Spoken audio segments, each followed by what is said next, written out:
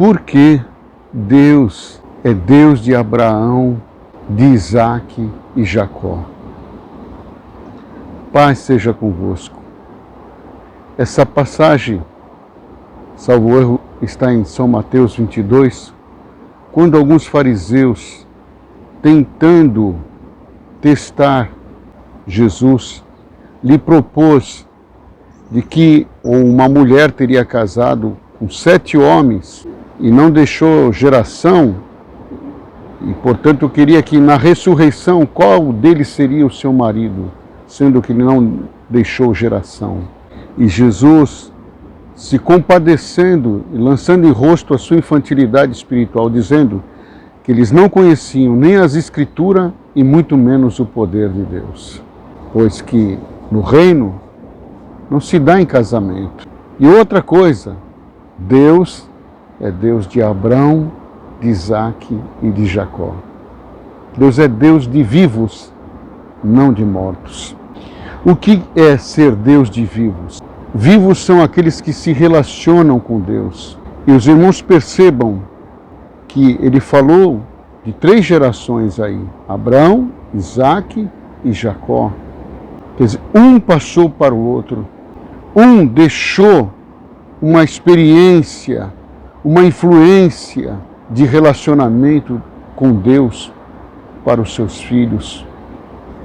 Os seus filhos observaram na sua vida esse diferencial, esse relacionamento, essa entrega. Abraão, por exemplo, que vivia no meio dos caldeus, quando foi chamado, ele deixou tudo, todo o conforto, para ir de encontro com Deus. Na realidade, não era um prédio, não era um pedaço de terra, não era uma aquisição, mas sim um estreitamento, uma amizade muito rara na terra.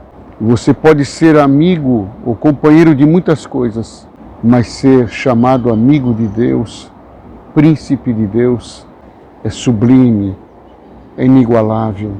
E ele deixou tudo e foi.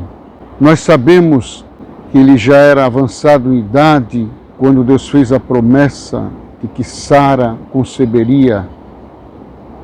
E houve toda aquela situação, pois Sara não teve a paciência de esperar no cumprimento da promessa. E olha aí, vai uma palavra, cuidado com o desespero, cuidado com a ansiedade, cuidado em querer fazer a obra e não ter paciência de esperar na promessa ou de esperar em Deus.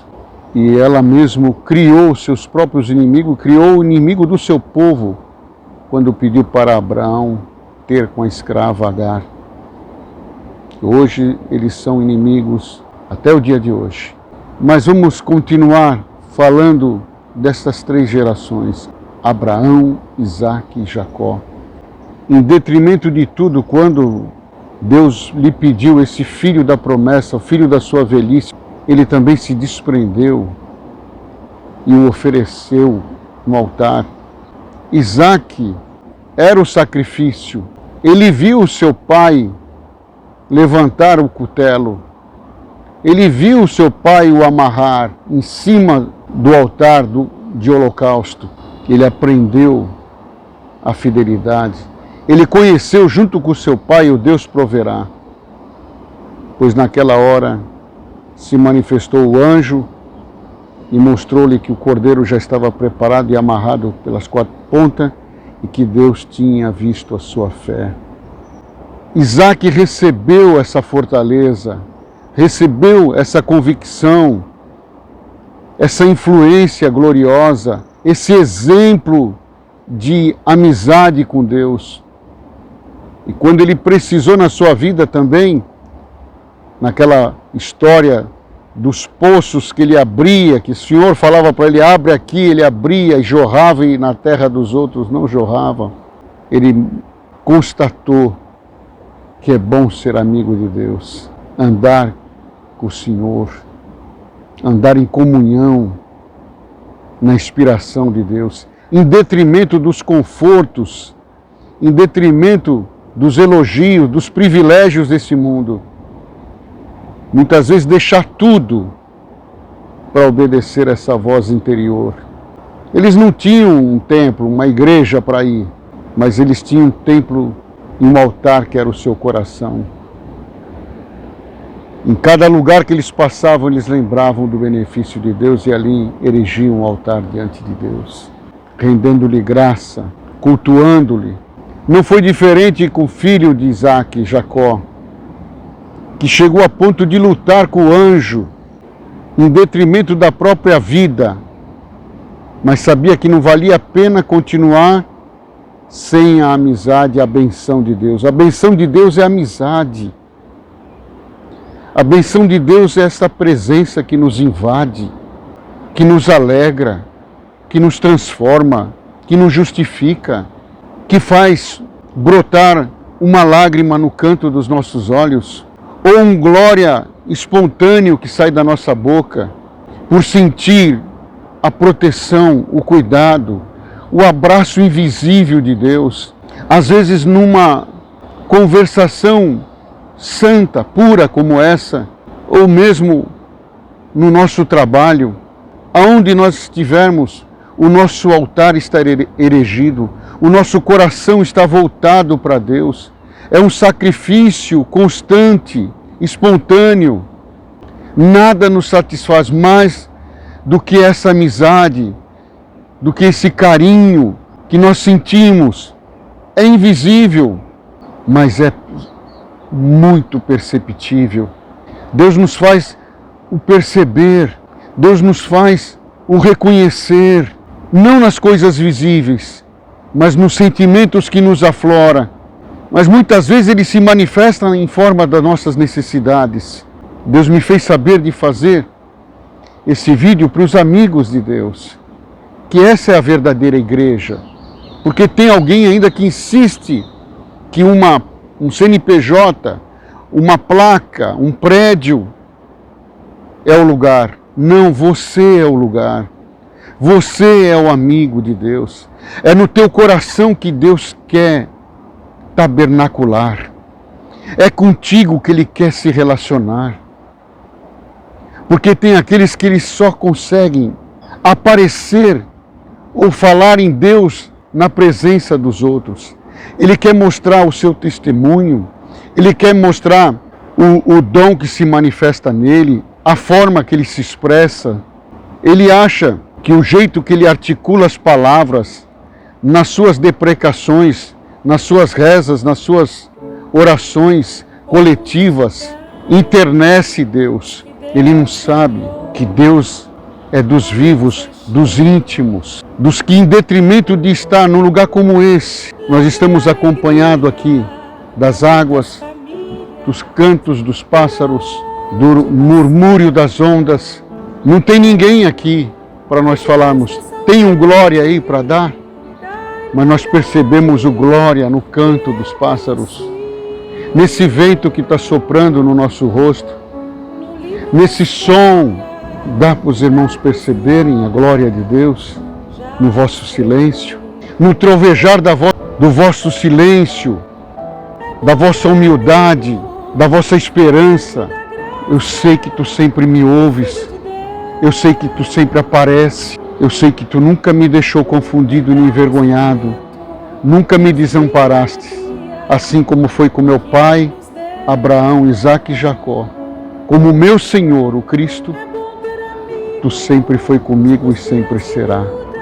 Foi com meus pais, está sendo com os meus filhos, e de geração em geração. É esta a herança.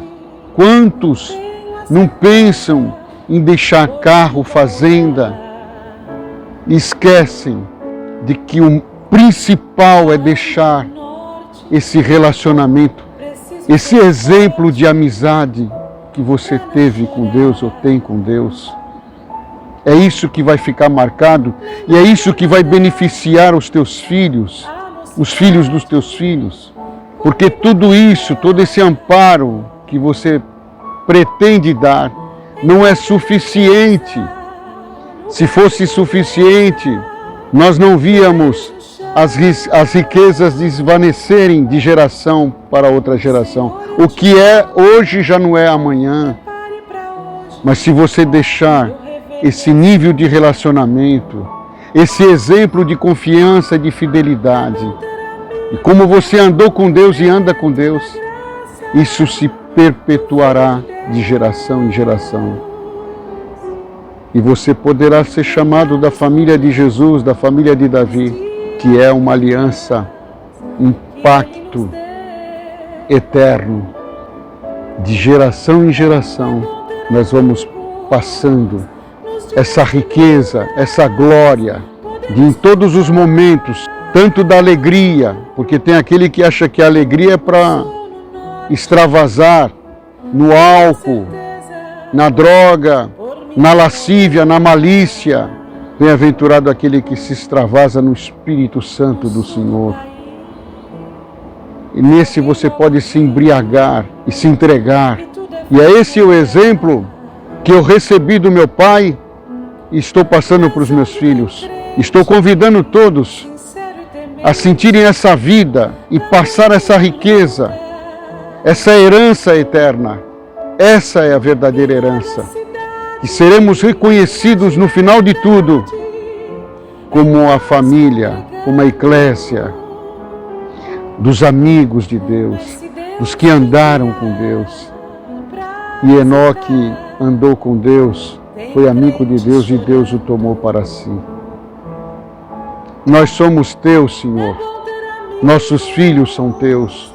Os filhos dos nossos filhos são teus. Nós já conhecemos de que esse poço, essa fonte, nunca para de jorrar.